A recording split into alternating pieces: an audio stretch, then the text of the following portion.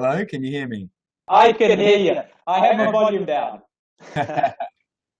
Mike, thanks very much for joining us. No worries.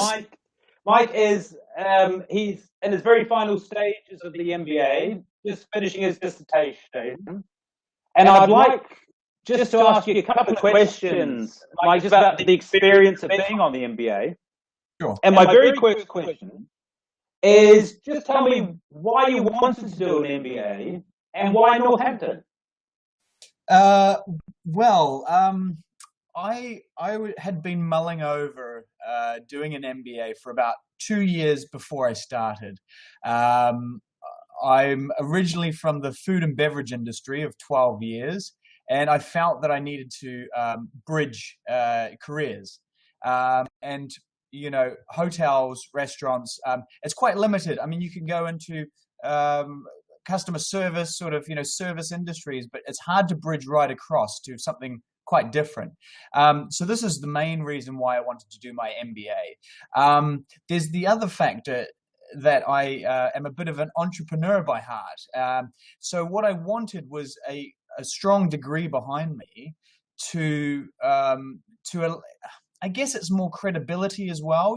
You want your investors to be confident in you, and whether that's the bank or private investors, for your business concepts that you come up with. So there's that as well. And actually, one more point. I did have 3 points for this, why I did it, and that's that I will eventually move back to Canada, and Toronto is one of the shall we say, the most educated populations in North America for C. And the standard over there is the bachelor degree. So I felt going back with a master degree should put me ahead of everybody else, or most people. Very good, excellent. Now, what attracted you? Must have had lots of choices. What attracted you to the Northampton program? Yeah, that's right. I did look around a bit. I went to, there's quite a few agents and also contacting universities directly. But the key points for why I chose Northampton, for example, over other Stafford universities like Leicester, is what you mentioned before. The time frame of 18 months is very alluring for somebody that's working or has a lot going on in their life, and they don't really have too much time, to spend, as in months and months and months to put towards this. You want to get it through as quick as you can, but with high quality as well. There's that. There's a few other smaller points which I found important. Was the payment program. I thought that was good. That worked well into my personal life and financial life. I thought, instead of being asked for it all up front, I got to pay it. I think it was every month or every 2 months, I believe it was. Is that right, Tim? Every 2 months? It's every month, but if you want to pay every 2 months, I'm sure it's fine. No, I forget now because I haven't made a payment for a while because I'm near the end. But there's that, and I made another note here. The fact, I mean, for example, if I'm going to compare Leicester to Northampton, because that was my final 2 universities I was looking at.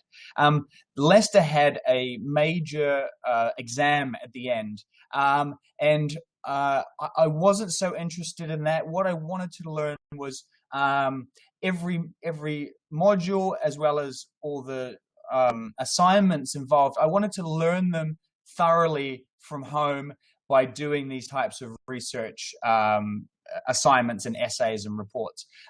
It helps you learn a heck of a lot more about particular topics, and especially if you have interest in it, it allows you to do a lot more research as well. I mean, I've downloaded maybe thousands by now, but of academic articles that I can always refer back to later on as well. So I enjoy the research aspect. I think that's good, and it's good for learning, and that's the main reasons why I did this. Excellent.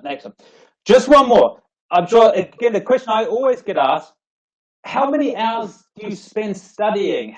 How much effort does it take? Well, when you start doing when you go into the cohort, if you guys do choose to, and I think you should, it's a good idea.